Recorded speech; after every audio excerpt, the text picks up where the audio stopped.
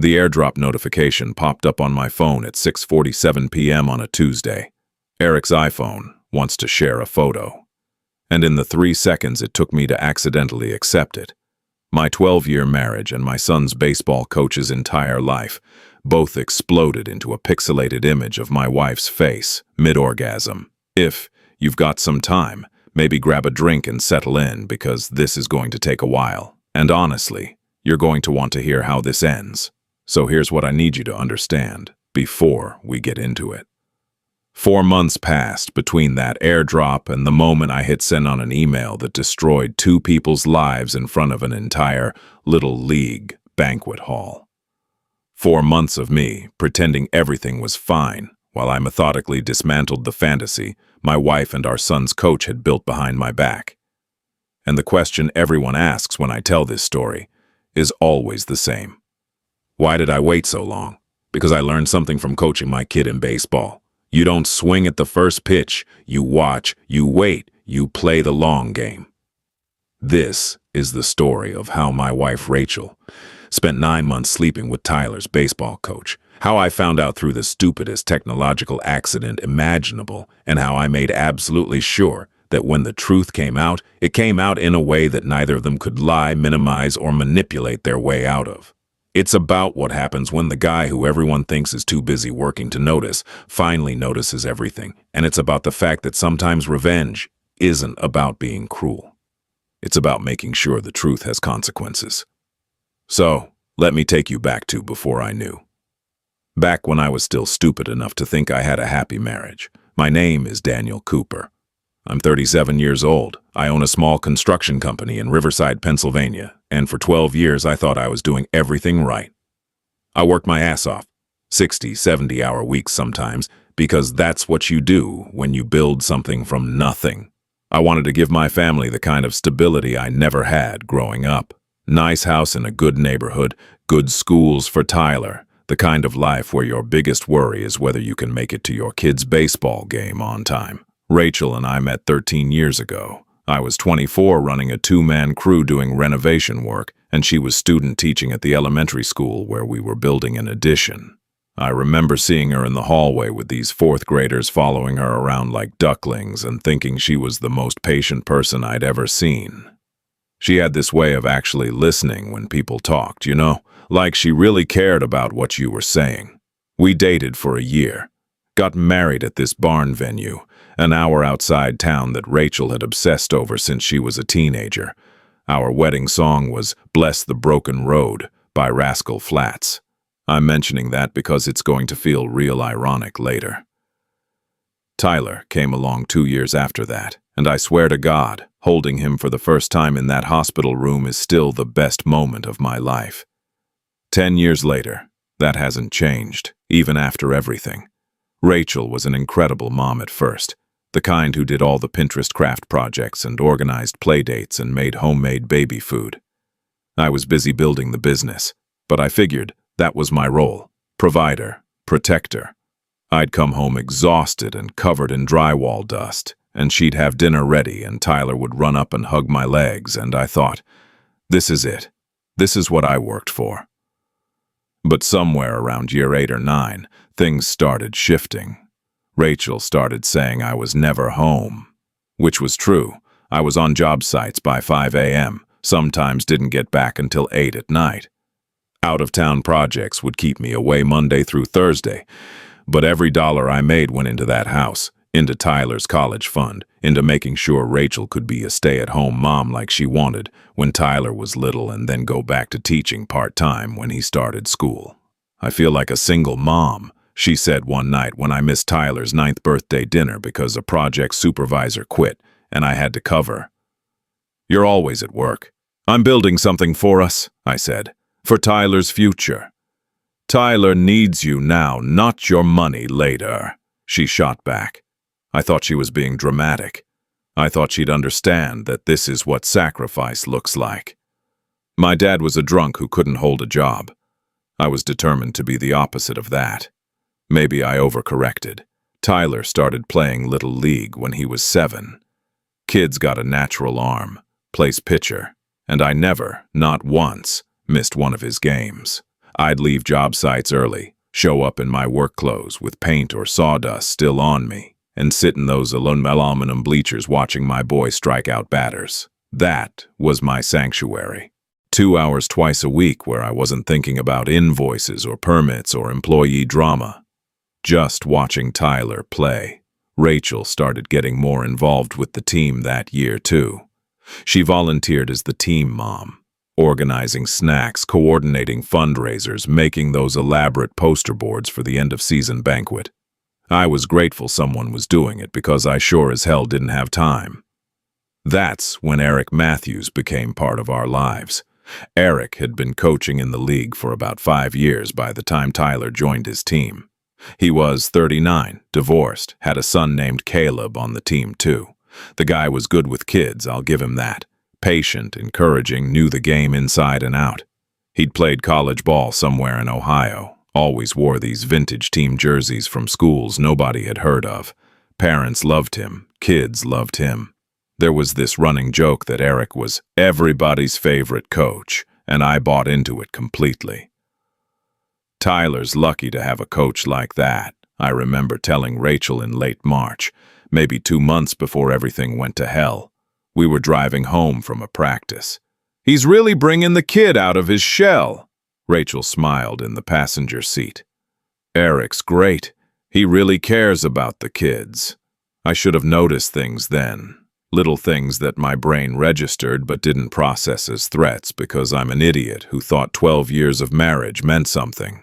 Like how Rachel had started dressing nicer for Tuesday and Thursday practices. Not obvious, just better. Hair done. Actual effort. Or how she'd volunteered to be team coordinator in January, which apparently meant a lot of planning meetings with Eric that I was too busy to attend or ask about. There was this one practice in early April where another dad, Greg, loud guy, kind of an asshole, made some comment about Eric playing favorites with certain kids. Rachel jumped to Eric's defense immediately. "He's an excellent coach. Not everyone can handle that job." "Jesus, Rachel, relax," Greg said. "I'm just saying he gives more attention to the kids whose moms hang around after practice." I thought Greg was being a dick. Now I realize he was the only one actually paying attention. I didn't see the cracks forming in my marriage because I was too busy trying to hold everything else together. In March, Rachel rejected me in bed for the 3rd time that month. "I'm exhausted, Daniel. Can we not?" I found her texting at 11 p.m. a few nights later, and when I asked who it was, she practically threw her phone across the room to hide the screen. "Just team stuff, coordinating the fundraiser." Another night, she said she had a planning meeting and didn't come home until almost midnight. I was already half asleep, didn't even question it. Why would I? She was my wife, the mother of my son, the woman who'd promised me forever in a barn in front of 150 people. Tyler worshipped me. Still does, thank God. He'd follow me around on weekends when I worked in the garage, handing me tools he didn't know the names of, asking a million questions about everything. One Saturday in late April, he asked me to practice pitching with him in the backyard. I was dead tired. I'd worked a 12-hour day, had paperwork waiting inside. But I looked at his face, this hopeful, eager kid who just wanted his dad's time. And I said yes. We spent an hour out there while the sun set, me catching, him throwing. I taught him about control versus speed. "Baseball's about playing the long game, buddy," I said, firing the ball back to him. "You don't have to strike everybody out on 3 pitches. Sometimes you set them up, wait for them to make a mistake. Patience wins." He nodded like he understood, wound up, threw a perfect strike into my glove. From the kitchen window, Rachel was watching. I saw her standing there, and for just a second, her face did something weird, like guilt maybe, or sadness. But then her phone buzzed in her hand and she looked down at it and she smiled this small, private smile I hadn't seen her give me in months. I should have known then. But I was too fucking blind.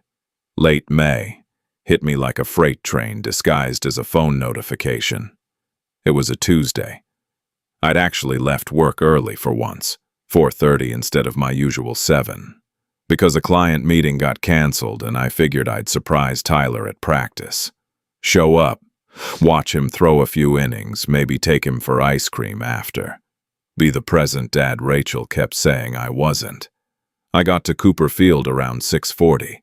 Parking lot was half full. Practice was winding down on the main diamond. I stood near the first baseline, phone in hand, scrolling through work emails out of habit. Tyler was on the mound looking good, concentrating on his grip the way I'd taught him. Then my phone buzzed.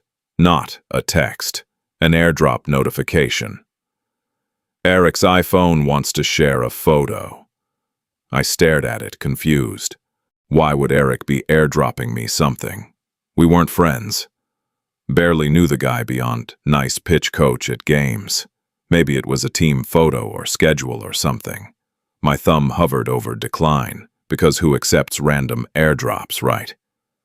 But I was distracted, half watching Tyler, and I hit the wrong button. The photo loaded. For about 2 seconds, my brain couldn't process what it was seeing. Just colors and shapes that didn't make sense. Then it all clicked into focus, like someone had slapped me across the face with a 2x4. It was Rachel. Face clearly visible, eyes closed, mouth open, in a moment of... There's no other way to say it. The photo showed exactly what was happening, and it wasn't happening with me. My legs went weak. I actually stumbled backward, nearly dropped my phone. Nobody noticed. All the parents were watching the field. The phone was burning in my hand like I was holding something radioactive. I looked around wildly, trying to understand. Eric was on the field, 20 yards away, phone clipped to his belt like always. And suddenly I understood exactly what had happened. He'd tried to airdrop this photo to Rachel's phone, but my phone was in range. Same generic iPhone name, probably. iPhone or something. He sent it to the wrong one. The wrong one. I stood there for probably 30 seconds just trying to breathe. My vision was tunneling. My hands were shaking so hard I had to shove my phone in my pocket before I dropped it. Parents were starting to look at me. Guess I looked as bad as I felt. Rachel appeared from the bleachers where she'd been sitting with some other team moms, walking toward me with this bright smile. "Hey, you made it early! How's your day?" She saw my face. "Daniel, are you okay? You look really pale." Every muscle in my body wanted to scream at her right there, wanted to grab my son and burn down everything in a 5-mile radius. But Tyler was 10 yards away, taking his cap off, grinning because Dad showed up to practice, and there were 40 other people around, and some animal survival instinct in my brain said, "Not here, not now, you'll lose control of this." "Work stress," I managed to say. "Just a tough project, I'm fine." "You sure? You look like you're going to pass out." "I'm fine, Rachel." I walked to my truck on legs that didn't feel attached to my body, sat in the driver's seat, and stared at nothing for 20 minutes while practice wrapped up. Parents were packing up, loading kids into cars. Tyler came running over, glove in hand, happy. I forced myself to smile at him. "Great practice, kiddo." "Did you see that curveball? Coach Eric said it was perfect." Coach Eric. My hands gripped the steering wheel so hard my knuckles went white. "Yeah, bud, it was great." The drive home was torture. Rachel chatted about practice, about how Tyler was improving, about some drama with another team mom named Jennifer. I heard none of it. I just kept seeing that photo every time I blinked. My wife, his phone. How long had this been going on? How many times? Where? When? That night, Rachel fell asleep next to me, like nothing was wrong. I lay there staring at the ceiling until 2 a.m., then got up and went to my home office. Pulled out my phone with shaking hands and looked at the photo again, just to make sure I hadn't hallucinated it. Nope. Still there, still real, still destroying my entire fucking world. I sat in that office chair and felt something shift inside me. Yeah, I was devastated. Yeah, I wanted to cry or scream or put my fist through a wall. But underneath all that was something colder, something that remembered, watching my parents tear each other apart with explosive fights that traumatized me for years. Something that remembered every true crime documentary where the husband confronted the wife and things got worse. I thought about Tyler sleeping down the hall, about how if I confronted Rachel now it would be my word against hers. She'd deny it. Eric would deny it. I had one photo that could have come from anywhere, that I'd gotten through what? An AirDrop accident. How do you even explain that? And I realized something sitting there at 3 a.m. If I was going to do this, I had to do it right. I had to know everything. I had to have proof that couldn't be denied or explained away. I had to protect Tyler, and I had to make sure that when the truth came out, both of them would face real consequences. My dad taught me nothing useful except how not to be. But baseball taught me something valuable. You don't swing at the first pitch. You watch, you study, you wait for the right moment. So that's what I did. I played the long game. The next morning I went to work like normal, came home like normal, kissed my wife on the cheek like normal. If Rachel noticed anything off about me, she didn't say. Maybe she was too busy texting her boyfriend. I started with the simple stuff. Checked our Verizon account online. We had a family plan so I could see call and text logs for all our numbers. There it was. Rachel's phone and a number I didn't recognize exchanging texts constantly. Hundreds of them. Multiple times a day. She'd been deleting the conversations from her phone, but the bill doesn't lie. I cross-referenced the number. It was Eric's. Of course it was. I screenshot everything, saved it to a separate cloud account Rachel didn't know about. Dates, times, frequency. The texts had started in January, 4 months before I found out. But how much of this was just affair texting versus before affair texting? I couldn't tell from logs alone. Next, I did something I'm not proud of but don't regret. We had this Find My Family location sharing thing set up on our phones, originally so we could see where Tyler was, make sure he got to practice or got picked up from school. I started obsessively checking Rachel's location throughout the day, and the patterns emerged like a crime scene under a blacklight. Tuesday and Thursday mornings when Tyler was at school and I was supposedly at work. Rachel's phone would be at an address on Maple Street. I looked it up. Townhouse complex. Looked up the resident, Eric Matthews, Unit 2B. She was going to his house multiple times a week, staying for 2, 3, 4 hours. My wife was going to our son's coach's house while our son was at school, while I was at work, and fucking him in his bed. The same bed his son Caleb probably jumped on during weekends with Dad. I wanted to vomit. I wanted to drive over there and kick down his door. Instead, I documented it. Screenshots, dates, times, a spreadsheet that would make a prosecutor weep with joy. But I needed more. Location data and phone logs were good, but they were still circumstantial in a way. She could claim they were having planning meetings, or that she was helping him with coaching stuff. I mean, she wouldn't be able to explain the photo, but I wanted everything airtight, so I bought a voice-activated recorder on Amazon. One of those tiny things that looks like a USB drive. $40. Best money I ever spent. I planted it under Rachel's driver's seat in her Honda CR-V. Questionable legality in Pennsylvania. Probably. Did I give a single fuck at that point? No. 3 days later, I retrieved it and listened to the recordings in my truck parked at a job site. Earbuds in so nobody could hear. The first few recordings were boring. Rachel singing along to the radio. Tyler chattering about school. Normal mom stuff that made my chest ache. Then I got to Tuesday afternoon, May 30th. Tyler was at a friend's house. Rachel picked up someone. A male voice said, "Hey, beautiful," and she giggled. Eric. They drove somewhere. Music played. Then parking garage sounds. Elevator. A door closing. And then I had to listen to 45 minutes of my wife fucking another man with enough enthusiasm that I legitimately considered driving my truck off a bridge. But that wasn't even the worst part. After they were done, they talked. Just casual post-sex conversation. And Eric said, voice dripping with false sympathy, "You know, You deserve better than this. Working yourself to death while Daniel's never around. That's not a partnership. And Rachel, my wife of 12 years, said, I know, Tyler, I can't imagine splitting custody. Kids are resilient, Eric said, so casual, like he'd given this speech before. They adapt, and Tyler will understand eventually that you need to be happy, that you deserve to be with someone who actually sees you.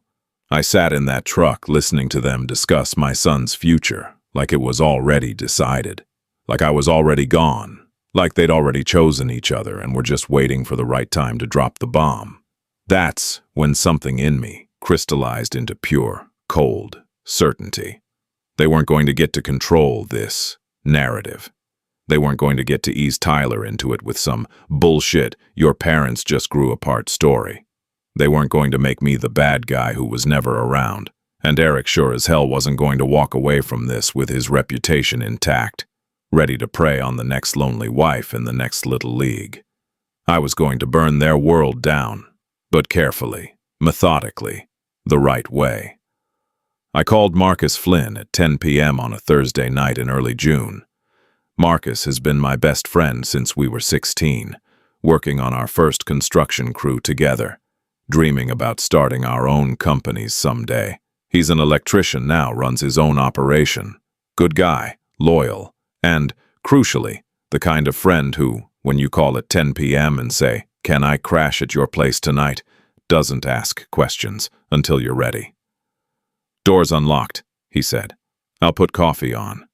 I grabbed my laptop, some clothes, and left while Rachel was asleep.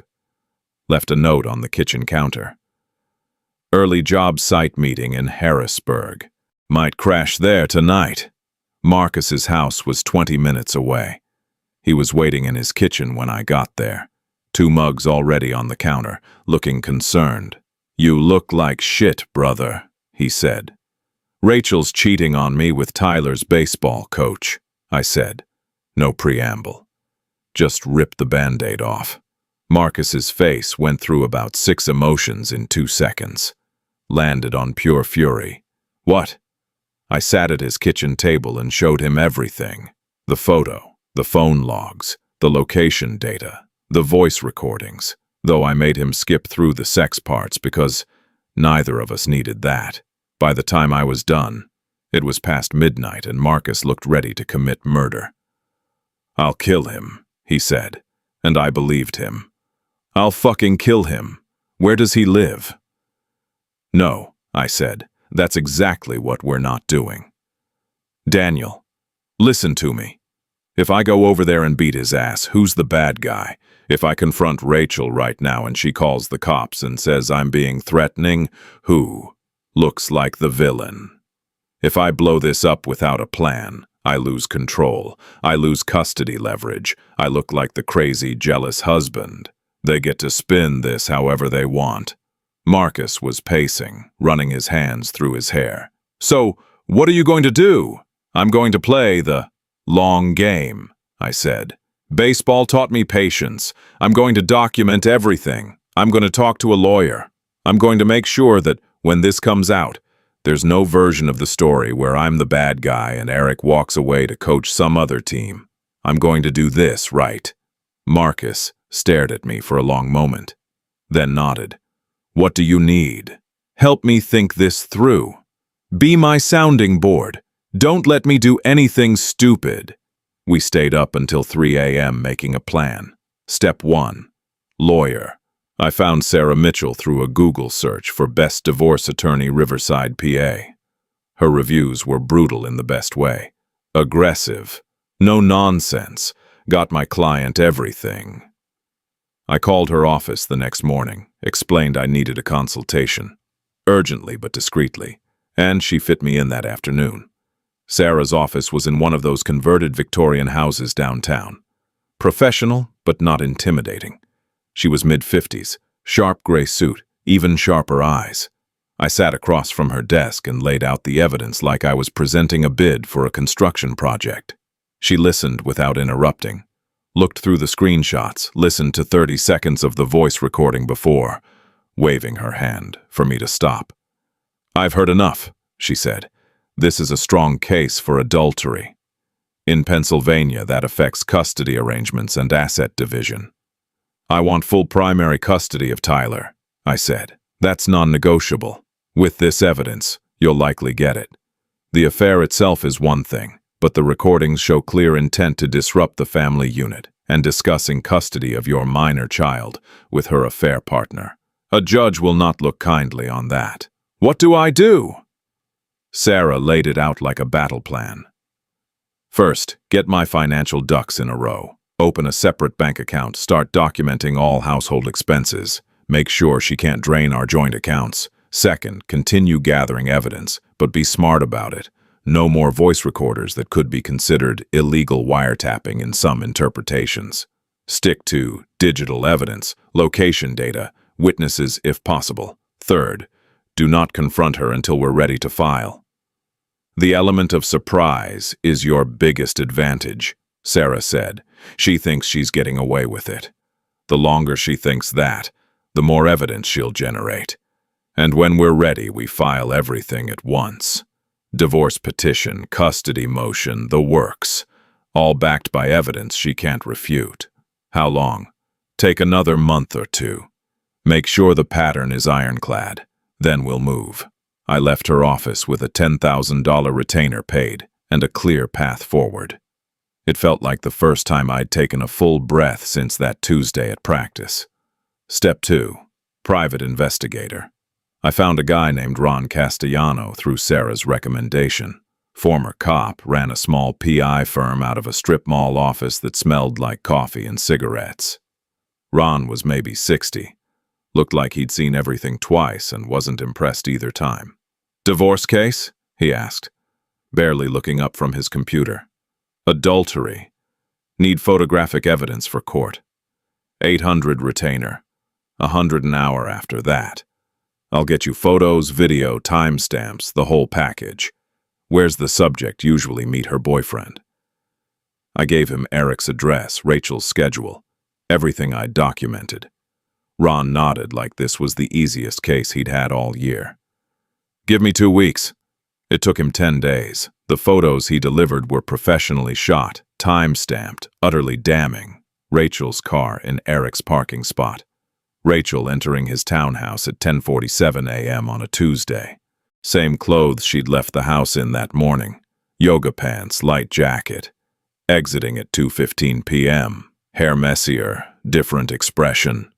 The kind of evidence where you don't need to explain what happened in between. Ron had gotten multiple dates, multiple encounters, multiple angles. "Your wife's not careful," Ron said, handing me a USB drive. "Neither is he. They act like nobody's watching. Makes my job easy. Did you find anything else about him?" "Funny you ask." Ron pulled out a thin file. "Your boy, Eric Matthews, has a history. Divorced 4 years ago. Wife's name was Linda Matthews. I did some digging. Linda divorced him for irreconcilable differences. But when I called her pretending to be considering Eric as a coach, she got real quiet and said, I'd recommend someone else. So I pushed a little, very casual, and she mentioned he'd had an inappropriate relationship with a team parent during their marriage. No charges, no formal complaints, but enough that she left him and got full custody of their son. My blood went cold. He's done this before. Seems like it. Might be worth talking to Linda if you want to establish a pattern. I got Linda's contact info from Ron. That night I called her from a burner phone I'd bought specifically for this nightmare. She answered suspicious. Who is this? Mrs. Matthews. My name is Daniel. My son is on a team your ex-husband coaches, and I'm calling because I just found out he's having an affair with my wife. Silence on the line. Then, Jesus Christ, he's doing it again. We talked for 45 minutes. Linda was remarried now, living 2 towns over, had moved on. But she confirmed everything. Eric had emotionally manipulated a divorced teen mom named Jennifer 6 years ago during Linda's marriage. It never got physical as far as Linda knew, but it destroyed their marriage anyway. and Linda suspected Jennifer wasn't the first. "He has a type," Linda said, voice tired. "Married women who feel neglected. Women with kids he coaches, so there's built-in access and trust. He plays the supportive guy, the good listener, makes them feel special. And he's good at it. Charismatic as hell. Did you ever report him to the league?" "I tried, but I had no proof. It was he said, she said, and Eric was beloved by everyone. They basically told me I was a bitter ex-wife trying to cause trouble. So I dropped it, moved on, got my son away from him." "I have proof," I said. "Photos, recordings, everything." Linda was quiet for a moment. "What are you going to do?" "I'm going to make sure every parent in that league knows exactly who he is," I said. "And I'm going to make sure it sticks this time." "Good," Linda said. "He shouldn't be around anyone's kids." Step 3. Finding other victims. Through Marcus's wife, who was friendly with the league parent network, I heard rumors about a single mom named Jessica Bradley. Her son had been on Eric's team 2 years ago. There'd been some kind of situation that caused her to switch teams mid-season, and parents had whispered about it. I found Jessica at a game in late July. Her son played for a different team now, but she was there. Watching, I approached carefully, introduced myself as a parent, mentioned I'd heard she'd had her son on Eric's team before. Her face closed off immediately. "Why are you asking?" "Because I think he did something to my family," I said quietly, "and I'm trying to figure out if there's a pattern."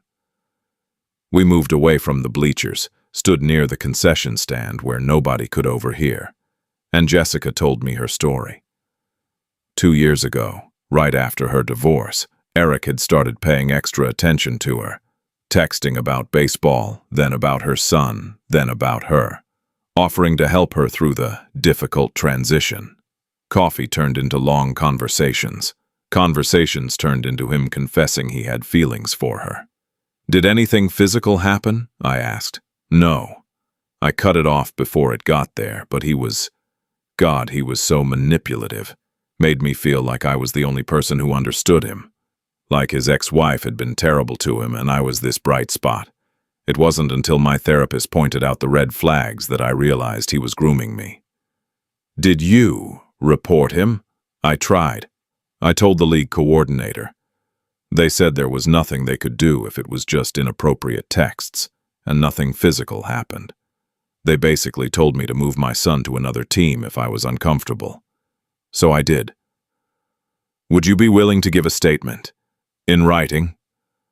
Jessica looked at me for a long moment. "Is this happening to someone else?" "My wife." "Jesus." She closed her eyes. "Yeah, I'll give you a statement. I should have pushed harder back then. Maybe I could have prevented this." "It's not your fault," I said. "It's his." By mid-August, I had a case file that could have convicted someone of murder. Photos, recordings, phone records, witness statements from Linda and Jessica. A timeline spreadsheet that tracked every lie Rachel had told for 9 months. Financial records showing hotel charges on our credit card that she'd hidden as Target or grocery store purchases. Sarah reviewed everything and whistled low. "Daniel, I've seen strong cases before, but this is airtight. He should never coach again. She's going to have an uphill battle for custody." "Good. When do you want a file?" I thought about it. Summer was ending. Baseball season would wrap up in late September. There was a big team banquet scheduled for September 28th. End of season celebration, awards ceremony, the works. Eric had been nominated for Coach of the Year by the league. An idea started forming. "Let's hold off on filing until after the banquet," I said. Sarah raised an eyebrow. "Why?" "Because I want to make sure that when this comes out, it comes out in a way that every single person in that league knows exactly what happened. I want there to be no whispers, no rumors, no he said, she said. I want the truth to be undeniable." "What are you planning?" I smiled. It was not a nice smile. "I'm going to give them an education on accountability." September was the longest month of my life. I had to live with Rachel like everything was normal. I had to watch her kiss me goodbye in the morning and know she was going to Eric's house 2 hours later. I had to sit across from her at dinner and listen to her talk about her day and know that every word was a lie. I had to lie next to her in bed and smell his cologne on her skin and pretend I didn't notice. But I also had to protect Tyler. He couldn't know anything was wrong, not yet. So I compartmentalized like a psychopath. During the day, I was the devoted dad. Helped with homework, played catch, made him breakfast, tucked him in. Told him I loved him every single night because I needed him to know that no matter what was about to happen. That part was real. The plan came together in pieces. First, I drafted an email. It took me 3 weeks to get the tone right. Professional, but damning. Factual without being emotional. I included a timeline of the affair, key screenshots of evidence, nothing explicit. I wasn't trying to traumatize people, just prove the point. Summaries of Linda and Jessica's statements, and a clear statement that Eric had violated Section 3.2 of the League's Ethics Code regarding appropriate conduct with parents. I ended with this. Before you vote for Coach of the Year, you deserve to know who you're actually voting for. The truth matters. Our kids deserve better. Second, I compiled an email list.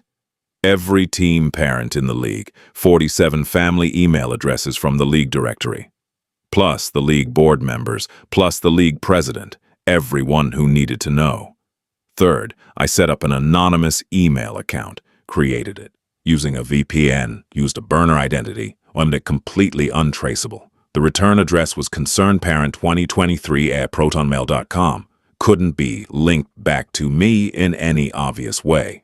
Fourth, I timed it perfectly. The banquet was September 28th, a Friday night at 7 p.m. I decided to send the email on September 26th, a Wednesday evening. That gave everyone exactly 2 days to read it, process it, talk about it.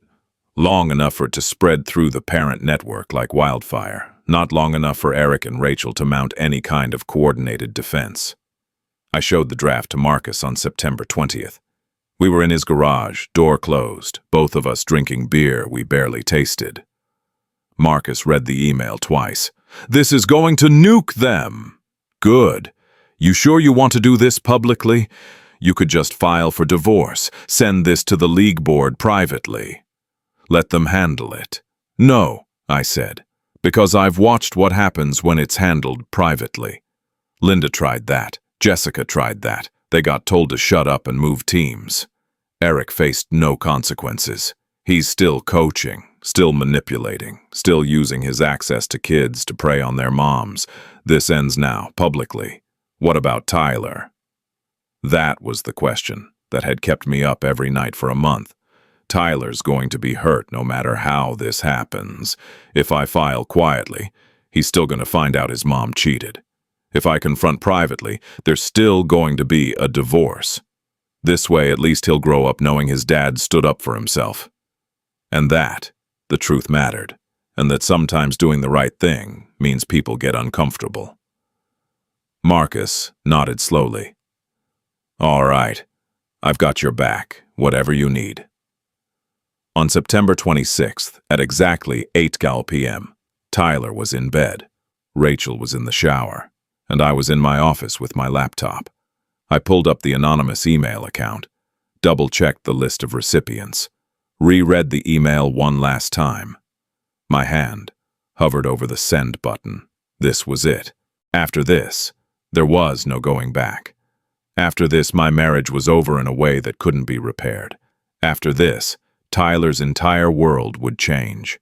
After this, an entire community would know our private shame. But I thought about that voice recording, about Eric saying, "Kids are resilient," like Tyler was an obstacle to be managed, about Rachel agreeing with him, about 9 months of lies and manipulation and betrayal while I worked 60-hour weeks to provide for a family that was already broken, without me knowing.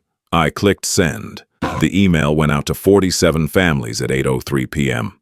By 8:11 p.m., my burner phone started getting forwarded copies. Parents were already sharing it with each other, asking, "Did you see this?" and "Is this real?" By 8:30 p.m., Marcus texted me. "Group chat is going fucking insane right now." I went downstairs. Rachel was on the couch scrolling her phone. She looked up, face pale. "Daniel, did you see this email that went out?" I looked at her phone like I was seeing it for the first time. "What email?" "Someone sent this thing about Eric, about an affair with some parent on the team. Oh my God, this is horrible. Who would do this?" She was trying to figure out if she should admit it was her or play dumb. I could see the calculation in her eyes. "Wow," I said, voice flat. "That's wild. I wonder who it was." Rachel stared at me. For just a second, I saw her trying to determine if I knew. But I'd played dumb for 4 months. I was good at it by now. Her phone started ringing. She looked at the caller ID, Eric, and went white. "I need to take this," she said, and practically ran to our bedroom. I sat on the couch and waited. Thursday, September 27th, the day before the banquet. I went to work like normal, but my phone was constant chaos. The burner phone was getting forwards of the forwarded email. Parents were melting down in group chats. The league board had called an emergency meeting for that evening. Marcus called me at lunch. "Dude, you need to see the Facebook group. It's a bloodbath. Half the parents are demanding Eric resign. The other half are saying it's fake news and everyone should calm down." "What's the league saying?" "They called Eric in for a meeting tonight. 7 p.m., right before the board meeting." "Perfect." At 3 p.m., the league president, Gary Henderson, sent an official email to all families. "We are aware of the allegations that have been circulated. The league board takes these matters seriously and is conducting an immediate investigation. Coach Matthews has been placed on immediate suspension pending the outcome. The banquet tomorrow evening will proceed as scheduled. We appreciate your patience and discretion as we work through this difficult situation."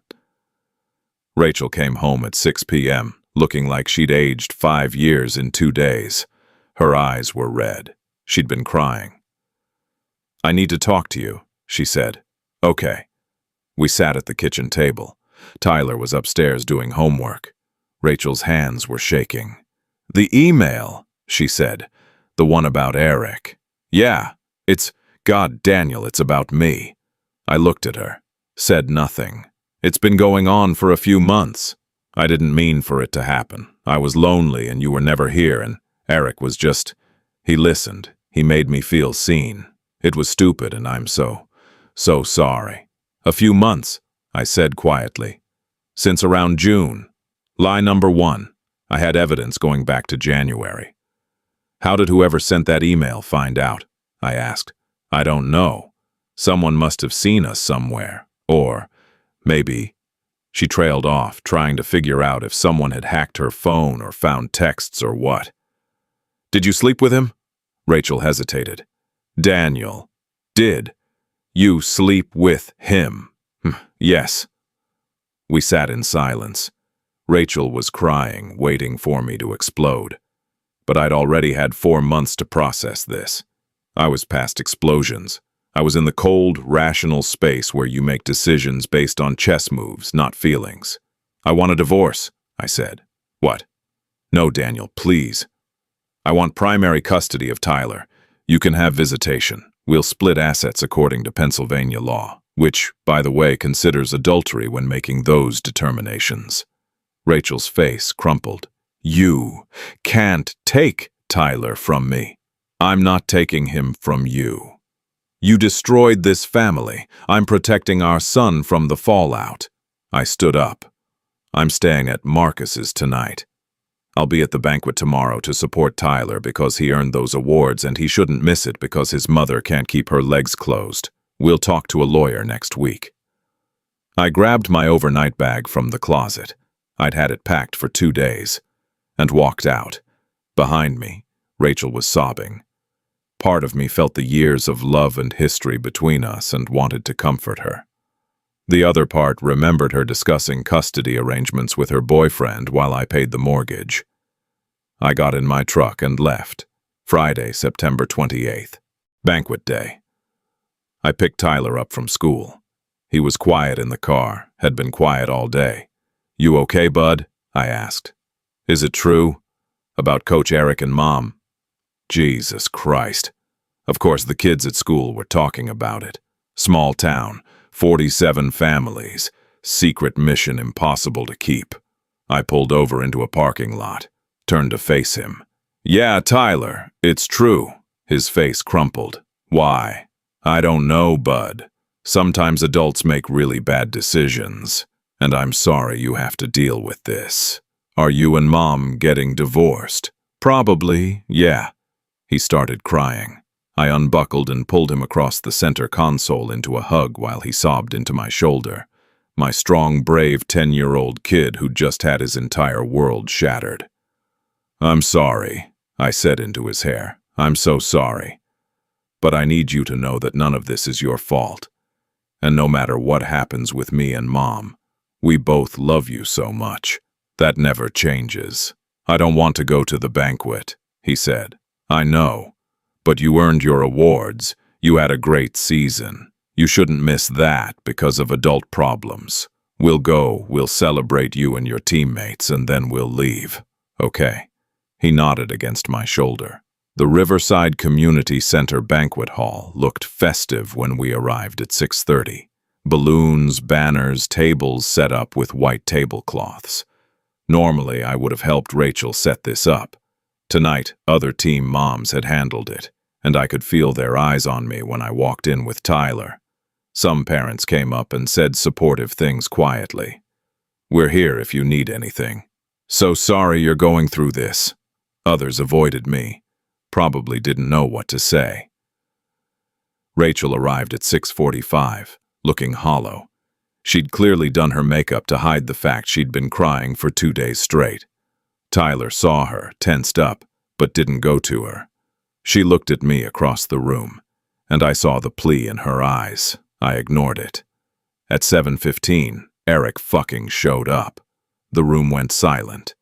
Gary Henderson, the league president, intercepted him immediately at the door. But Eric was loud enough that everyone heard. "I'm here to support the team. These are baseless accusations. I deserve to face my accusers." "Eric, you're suspended," Gary said firmly. "You can't be here. You need to leave." "This is bullshit. Someone is lying about me. Ask Rachel, ask any of the parents. I've been nothing but dedicated to these kids." Some of the dads started standing up. Marcus was moving toward Eric, and I put a hand on his arm. "Let Gary handle it." But Eric was spiraling, voice getting louder. "Whoever sent that email is a liar, a coward. You can't just ruin someone's reputation with anonymous accusations." Tyler was watching with wide eyes. I put my arm around him. Eric's eyes found Rachel across the room. In front of 100 people, he pointed at her. "Rachel, tell them this is all lies." Rachel looked like she wanted to disappear into the floor. "Rachel!" Eric shouted. "Tell them!" "Eric," Gary said, voice hard. "I'm calling the police if you don't leave right now." But Eric was beyond caring. "You people don't understand. She came on to me." She was desperate for attention because her husband, he swung his finger toward me, is never around. I was being supportive. Is that a crime now? That's when Rachel stood up, tears streaming down her face. "Eric, stop! Please just stop!" The room was dead silent. "It's true," Rachel said, voice breaking. "The email. It's true. I'm so sorry. It's true." Eric's face went through several colors. "What?" "No, Rachel. I'm sorry," she said again, to the room, to Tyler, to me. Then she grabbed her purse and ran out. Eric stood there like he'd been slapped. Then he seemed to realize that 100 people were staring at him with expressions ranging from disgust to pity. He pointed at me one more time. "You did this," he said. "You sent that email, you fucking coward." I stood up, walked toward him slowly. Marcus was right behind me. "I don't know what email you're talking about," I said calmly. But I do know you violated your ethics agreement with this league. I know you manipulated my wife. I know you've done this before to Linda and Jessica. And I know that after tonight, you'll never coach another kid in this town again." Eric lunged at me, tried to throw a punch. Marcus stepped in between us, caught Eric's arm, twisted it behind his back in one smooth motion that came from years of construction site fights. "Don't," Marcus said quietly in Eric's ear. "Walk away. You've already lost." Gary was on his phone calling the police. 2 other dads came over to help Marcus escort Eric to the parking lot. Eric was shouting the whole way about lawsuits and defamation and lies. The police showed up 10 minutes later, took statements, escorted Eric off the property with a trespass warning. He drove away in his car, tail lights disappearing into the night, and I felt absolutely nothing. The banquet continued, because what else was anyone going to do? The kids had earned their awards. They'd worked hard. Tyler got the Most Improved Pitcher award, and I cheered for him louder than anyone. He managed a small smile when he accepted it. We left early, didn't stay for dessert. Tyler was emotionally exhausted, and so was I. In the truck on the way home, Tyler asked, "What happens now?" "Now we figure out what comes next," I said. "One day at a time." The aftermath was messy in the way that breakups of long-term relationships always are, but with the added spice of public scandal and legal proceedings. The league board met the following Monday and permanently banned Eric from coaching in the Riverside Youth Baseball Association. The email, combined with Rachel's public admission and the statements from Linda and Jessica, made it open and shut. Gary Henderson sent a formal letter to every family explaining the decision and apologizing for not catching the inappropriate behavior sooner. Eric tried to fight it, threatened legal action, posted long, rambling defenses on Facebook about how he was the victim of a conspiracy. But then someone dug up the fact that his ex-wife Linda had tried to report him 6 years ago, and the narrative shifted from wrongly accused man to pattern predator finally caught. His Facebook posts got deleted after 2 days. His accounts went silent.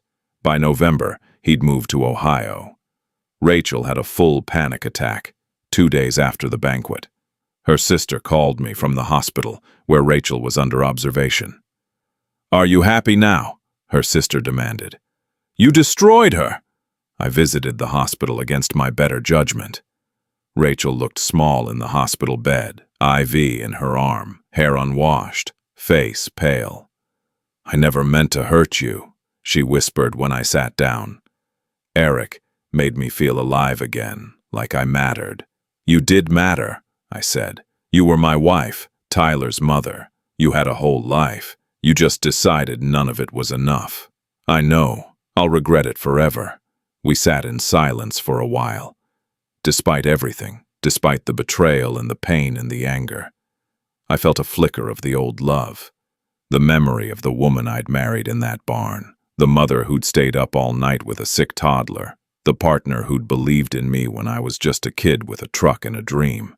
But memory isn't enough to rebuild on. And I was done sacrificing myself for people who didn't value the sacrifice. "I hope you figure out what you're looking for," I said. "I really do. But it won't be with me. And you need to understand that your relationship with Tyler is going to take years to repair. That's on you." I left, went home to the house that was legally half hers but felt entirely empty, started boxing up her things. The divorce proceedings took 4 months. Sarah was as ruthless as her reviews promised. With the evidence of adultery, Rachel's lawyer advised her not to fight the custody arrangement. I got primary custody. Tyler would spend the school year with me and alternate weekends with Rachel. She got her car, a small percentage of the assets, and no alimony. Pennsylvania law considers adultery a factor in spousal support, and Rachel's lawyer knew they had no leverage. Rachel moved to an apartment in the next town over, got a job as a private tutor since her teaching reputation in Riverside was shot. School district hadn't fired her. Technically, she hadn't broken any laws, but they'd encouraged her to take an indefinite leave of absence. Same practical effect. Tyler struggled. Of course he did. His whole world had imploded. I got him into therapy with a child psychologist named Dr. Sanders, who specialized in divorce trauma. The first few sessions, Tyler wouldn't talk. Drew pictures of broken things, a cracked baseball, a house split in half. He was angry at me for a while. "You ruined everything," he yelled one night in October. "Mom would still be here if you hadn't told everyone." I took it, let him yell, then said, "I know you're angry, and I know this hurts, but I didn't ruin our family, bud. Your mom's choices did that. All I did was tell the truth. I hate you. Okay, you can hate me for a while. I'll still love you, and I'll still be here." Slowly, with Dr. Sanders' help, Tyler started to process it. Started to understand that his parents' marriage failing wasn't his fault. Started to see that me exposing the affair wasn't cruelty. It was setting a boundary, standing up for myself, showing him that when someone betrays you, you don't have to pretend it didn't happen, just to keep the peace. By December, Tyler asked if he could rejoin baseball for the Winter League. New team, new coach, fresh start. "You sure?" I asked. "No one would blame you for taking a break." "I love baseball," he said. "I don't want to lose that because of what they did." Smart kid. I signed him up, volunteered to be assistant coach. Figured if I was going to rebuild our lives, might as well be involved in the things Tyler cared about. The new head coach was a guy named Robert Patterson, mid-40s, genuinely loved the game, had no drama. I learned the rhythm of practices again, the smell of grass and dirt, the sound of aluminum bats on baseballs. Tyler started smiling more. I also started seeing someone. Didn't mean for it to happen, honestly. But I kept running into Jessica Bradley, the single mom who Eric had tried to manipulate 2 years ago, at games and community events. We got coffee one afternoon in December at Frankie's Diner to talk about the Eric situation, see how the other was doing. Coffee turned into 2 hours of conversation about divorce, healing, single parenting, the exhausting work of rebuilding your life when someone else blew it up. "You did the right thing," Jessica said at one point. "Standing up for yourself." I wish I'd had that courage back then. "You cut him off before it got worse," I said. That took courage too. We started meeting regularly, just as friends at first. Our sons got along, which helped. Group hangouts with the kids at parks, pizza places, trampoline parks. No pressure, no expectations. Just two people who understood what betrayal felt like and chose to keep moving forward anyway. In April, 8 months after the banquet, Jessica asked if I wanted to grab dinner. Just the two of us. Actual date. I said yes. We went to a nice Italian place in the next town over, away from the riverside gossip mill. Talked until the restaurant closed. About our kids, our hopes, our fears. About how weird it felt to date again after so many years. About whether we'd ever trust people fully again. Or if that part was just broken now. "I don't know if I'm ready for serious," I admitted over tiramisu. "Good," Jessica said. "Neither am I. Let's just see what happens. No rush." We took it slow, painfully slow by modern dating standards. 2 months before we even kissed. 3 before we told the kids we were dating. 6 before we used the word relationship. But it felt right. Healthy, built on honesty instead of lies. Based on who we actually were instead of who we pretended to be. Tyler was cautiously okay with it. "She's nice," he said, when I asked how he felt about me seeing Jessica. "Her son's cool, just don't marry her tomorrow or anything." "Deal." Rachel had mixed feelings when she found out. I could see the jealousy in her face when she picked up Tyler one weekend and saw Jessica's car in my driveway. But she didn't say anything. We'd settled into a functional co-parenting rhythm by that point. Civil. Distant. Focused on Tyler's needs instead of our own baggage. She'd sent me an email 6 months post-divorce. Just 2 lines. "I'm sorry. You deserved better." I never responded. Didn't need to. She was right. It's been 18 months now since that Tuesday at practice, when my phone buzzed with an AirDrop from the wrong person. 18 months since my world exploded. 18 months of rebuilding.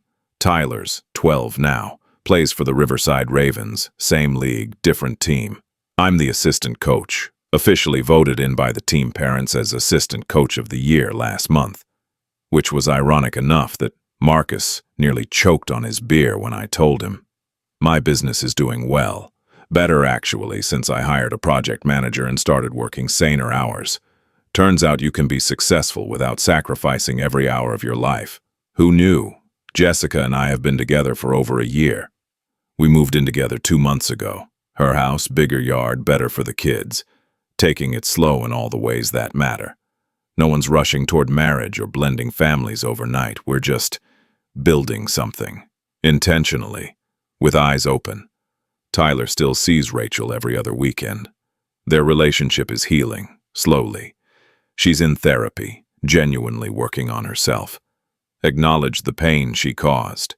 Wrote Tyler a letter explaining, in age-appropriate terms, what happened and why, apologizing for the damage. He read it with me sitting next to him, cried, but said it helped. She'll never be the mom she was before. That version of her is gone, but maybe she can be a better version eventually. For Tyler's sake, I hope so. Eric? No idea where he ended up. Don't care. He's banned from coaching in 3 counties now after word spread through league networks. Last I heard, he was working some anonymous corporate job in Ohio, alone, bitter, convinced the world conspired against him. Some people never learn. The community has mostly moved on. There are new scandals now, new dramas. Riverside is a small town. We have a short collective memory for everything except high school football scores. But I remember. Not with anger anymore, mostly. Sometimes I look back on that version of me, the guy who worked 70-hour weeks and missed the cracks forming in his marriage, and feel sad for him. He was trying so hard to do the right thing that he forgot to pay attention to what was actually happening. I'm not that guy anymore. I'm present, I'm careful, I notice things, and I don't ignore red flags just because acknowledging them would be uncomfortable. This afternoon, Tyler's got a game. Championship game for the spring season. He's starting pitcher. I'm in the dugout as assistant coach. Jessica's in the bleachers with her son, and the sun's shining, and the grass smells like summer coming. Tyler's warming up his arm, practicing his curveball. The one I taught him. He looks at me, grins, throws a perfect strike into the catcher's mitt. After warm-ups, he jogs over. "Think I'm ready, Dad. Are you nervous?" "A little." "Good. That means you care. Just remember." He grins. "I know, Dad. Play the long game." I ruffle his hair. "Exactly. Control what you can control. Trust your training. The rest will work itself out." He nods, serious, then runs back to the mound. I watch him from the dugout. This kid who's been through hell and came out the other side still able to smile, still able to love baseball, still able to trust that good things can happen. And I realize that, yeah, the last 18 months have been brutal. Yeah, my marriage ended. Yeah, I had to expose my wife's affair in front of 100 people to make sure the truth came out. But I also realize that I'm happier now than I've been in years, lighter, more honest, living a life that's actually mine instead of performing a role I thought I was supposed to play. Tyler strikes out the first batter. Second batter grounds out. Third batter flies out to center field. Perfect inning. He comes off the mound pumping his fist, and I give him a high five as he passes the dugout. "That's my boy!" Jessica catches my eye from the bleachers, waves, smiles. I smile back, and for the first time in a long time, I'm not looking back over my shoulder at what I lost. I'm not cataloging evidence, or planning revenge, or wondering when the other shoe will drop. I'm just here, present, watching my son play baseball on a sunny Friday afternoon, surrounded by people who actually give a damn, building something real and honest and good. Turns out, when you stop accepting betrayal, as the price of keeping the peace, when you set boundaries and demand accountability, when you refuse to let people rewrite your story into something more comfortable for them. You get your life back. It's not the life I planned. It's better. Tyler's team wins the championship, 9-6. Tyler pitches 5 strong innings, gets the win. When they hand out the trophy, all the kids are screaming and jumping and spraying Gatorade like it's the World Series. Tyler finds me in the chaos, trophy in hand, biggest smile I've seen in months. "We did it, Dad!" "You did it, bud. I'm so proud of you." He hugs me and I hug him back, and in that moment, I know we're going to be okay. Both of us. Different than before, sure, changed, but okay. Rachel texts me. Congratulations for Tyler's win. I send back a brief. Thanks, he played great. That's enough. We pack up the gear, load it in the truck. Tyler and Jessica's son are already making plans to celebrate at the ice cream place down the road. Jessica walks over, slips her hand into mine. "Good game," she says. "Good game," I agree. We follow the kids to the parking lot, and I take one last look at the field, Cooper Field, where this all started, where I spent so many nights in the bleachers watching practice, oblivious to what was happening behind my back, but also where Tyler learned to pitch, where I learned that patience and strategy beat rage and impulse every time, where I learned that sometimes the long game means letting people destroy themselves with their own choices, while you quietly document everything. I get in the truck. Tyler buckles up next to me, still buzzing with championship energy. "Ice cream?" he asks. "Ice cream," I confirm, and we drive off into whatever comes next, together, free from the lies and the weight and the betrayal that tried to drown us both. Sometimes you don't swing at the first pitch. Sometimes you wait for the right moment. And when that moment comes, you make damn sure it counts.